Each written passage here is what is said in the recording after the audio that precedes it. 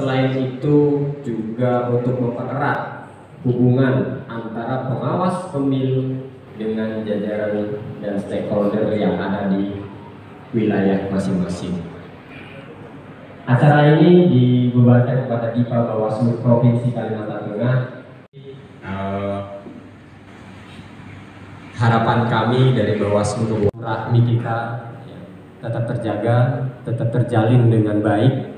Jadi tidak ada gap, tidak ada nanti saling sikut menyikut, ya semua saling bersinergi. Terima kasih kepada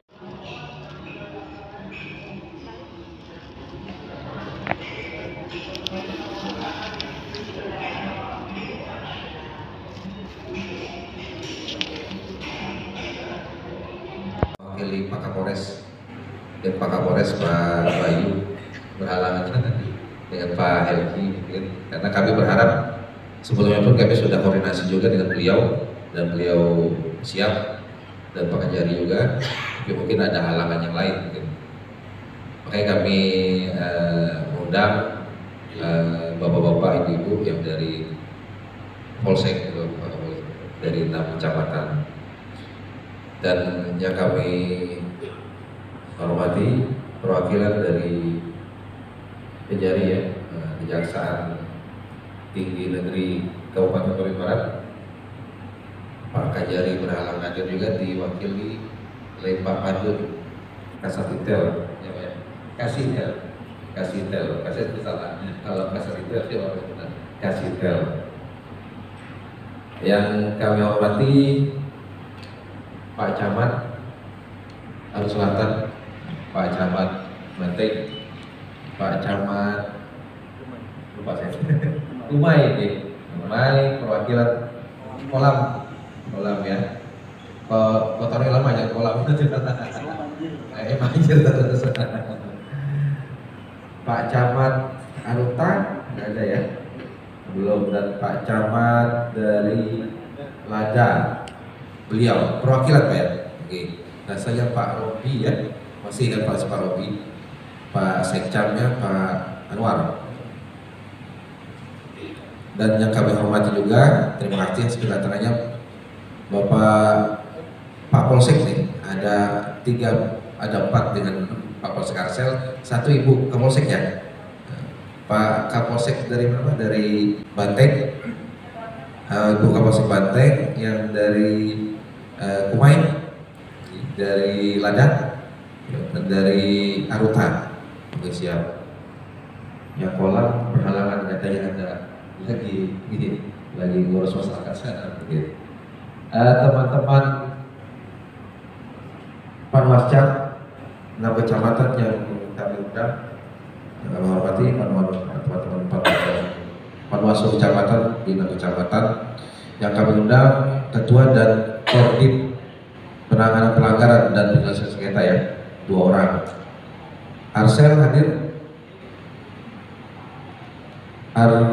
Utara lengkap, untuk Banteng lengkap, untuk ketuanya mana?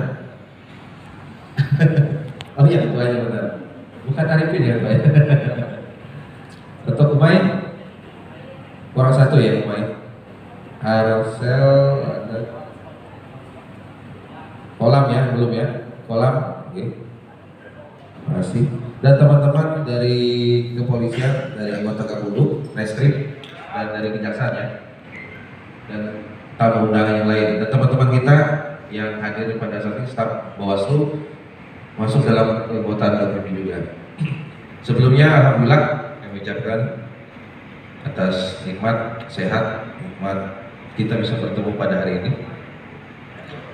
Pada hakikatnya, pada dasarnya kami mengundang untuk kegiatan rakor ini selain anggota Gakumdu di 3 lembaga, dan kami mengundang juga bapak-bapak, ibu-ibu dari kecamatan, baik itu Bapak Camat, perwakilan dari pemerintah kecamatan, mungkin masyarakat, dan Polsek. Harapan kami ke depan bisa bersinergi untuk bisa membantu kami karena kami lebih mengutamakan partisipatif untuk dalam proses pencegahan untuk pemilu di tahun 2024 ke depan. Karena kami merasa mungkin bapak-bapak ibu-ibu dan teman-teman kecamatan merasa kegiatan pemilu ke depan itu beda dengan pemilu-pemilu sebelumnya, akan lebih berat tantangan.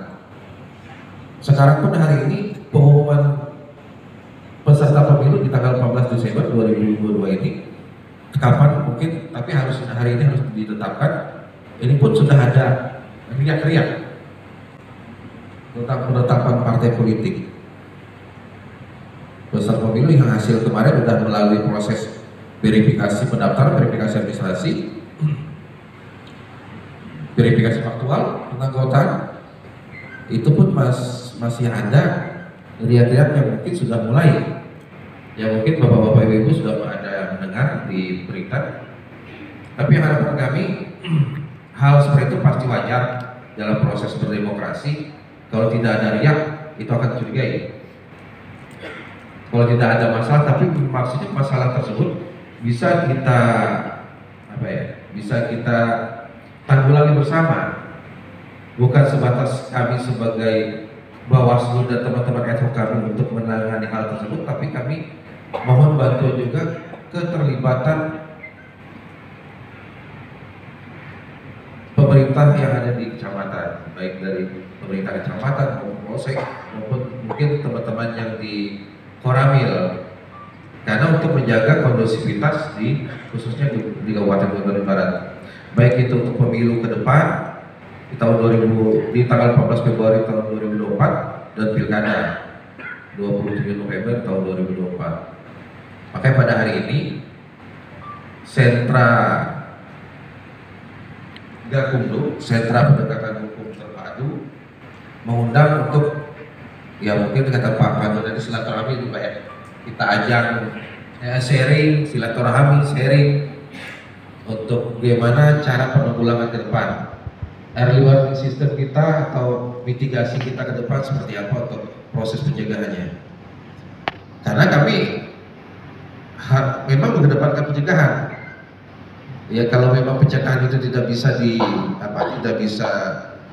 diindahkan oleh peserta pemilu maupun penyelenggara pemilu maupun masyarakat, ya mau tidak mau kan kami tindak. Cuma ya kegiatan pemilu ini kami berharap mungkin tidak ada permasalahan yang berarti yang mengganggu stabilitas khususnya Kabupaten Bandung Barat. Yang tadi sudah disampaikan Pak Yudi, tadi ada hukum kami adalah Undang-Undang 7 tahun 2017 dan Perbawaslu 31 tahun 2018. Yang Perbawaslu barunya itu sudah menunggu ketok palu di DPR RI. Pembahasan sudah dibahas, tinggal diketok palu. Tapi dan yang sekarang ada terbit Perpu nomor 1 tahun 2022 yang ada poin-poin tidak merubah di undang-undang, tapi ada menambah dan memasukkan tentang DOB, daerah otonomi baru, khusus di Papua, dan ada pasal-pasal di pasal-pasal Undang-Undang 7 yang ada perubahan, khususnya yang kami ketahui tentang batas minimal umur pengawas pemilu untuk ad hoc kami itu minimal 21 tahun. Selain itu pula mungkin hal-hal yang lain itu yang sementara. Kalau untuk yang lainnya tetap tentang masalah pidana pemilu. Mungkin saya perlu tekankan tentang di Undang-Undang 7 tahun 2017 tentang pemilu terdapat 573 pasal. 67 pasalnya mengatur tentang pidana pemilu, 67 pasal mengatur tentang pidana pemilu, dari pasal 488 sampai 544. Jadi perlu kejelian kami, mungkin informasi buat bapak-bapak dan teman-teman, informasi buat Bapak Camat dan Pak Polsek, termasuk nih teman-teman kami Panwascam dan Reskrim, bahwa ini informasi bahwa kegiatan sentra Gakumdu bukan cuma menangani masalah tindak pidana yang khususnya money politik. Mungkin khususnya yang kami bisa uraikan adalah pertama, perbuatan pidana yang ditujukan setiap orang itu meliputi 25 perbuatan. Yang kedua, perbuatan pidana yang dilakukan oleh penyelenggara pemilu itu ada 16 perbuatan. Yang ketiga, perbuatan pidana yang ditujukan kepada pelaksana kampanye ada 4 perbuatan. Yang keempat, perbuatan pidana yang ditujukan peserta pemilu terbukti menerima sumbangan dan atau bantuan 2 perbuatan. Yang kelima, perbuatan pidana yang ditujukan pada pejabat atau pejabat pemerintah, lembaga peradilan yang meliputi 2 perbuatan. 6, perbuatan pidana yang ditujukan pada perusahaan pencetak surat suara yang meliputi 2 perbuatan. Jadi hal tersebut ada 67 pasal. Hal ini yang harapan kita ke depan bukan guna untuk menghakimi atau menjas masyarakat penyelenggara maupun lembaga-lembaga pemerintahan yang tidak netral dalam kegiatan pemilu ke depan. Maka kami mengedepankan pencegahan. Maka kami mohon bantuan masyarakat yang ada di Kecamatan khusus pada Bandung Barat. Jadi sentra Gakumdu ini untuk menyamakan pemahaman dan pola penanganan yang pastinya. Nanti kemungkinan biasanya di internal kami, biasanya di setiap bulan kami ada rapat Gakumdu dan di sini. Cuma hal ini bukan sebatas Gakumdu, bukan sebatas antara Bawaslu, Polres maupun Kejaksaan yang perlu mengetahui, tapi masyarakat pun perlu tahu bahwa proses mungkin sedikit alur tahapannya, alur prosesnya. Penanganan pelanggaran itu bersumber dari temuan maupun laporan. Karena ya beda dengan pidana umum atau karena siapa yang mendalilkan, dia yang membuktikan. Jadi hal tersebut semisal kayak laporan akan kami terima, akan kami kaji awal sebelum akan kami plenokan bahwa ini kriterianya pelanggaran jenis apa. Karena ada pelanggaran administrasi, kode etik, ada tindak pidana pemilu maupun hukum lainnya. Hal itu akan diproses, misal tindak pidana pemilu itu akan dikaji, akan diplenokan, akan dikaji. Tercukup syarat formil atau materialnya. Semisal tercukup itu akan lanjut ke proses selanjutnya, masuk ke proses penyelidikan, masuk penuntutan. Tapi masyarakat tahu bahwa permasalahan atau lapor tadi tahunya Bawaslu. Ini kadang mohon bantu aja ke teman-teman Panwascam maupun Bapak Camat, nanti pun teman-teman Panwascam pun akan menyampaikan informasi bahwa ini ada 3 lembaga yang mengelola hal ini, karena tanggung jawab penyelidikan selanjutnya penyidikan itu ranahnya memang kepolisian yang punya tupoksi tersebut. Bawaslu tidak mampu, tapi Bawaslu bisa untuk pintu awal menerima hal tersebut, informasi tersebut.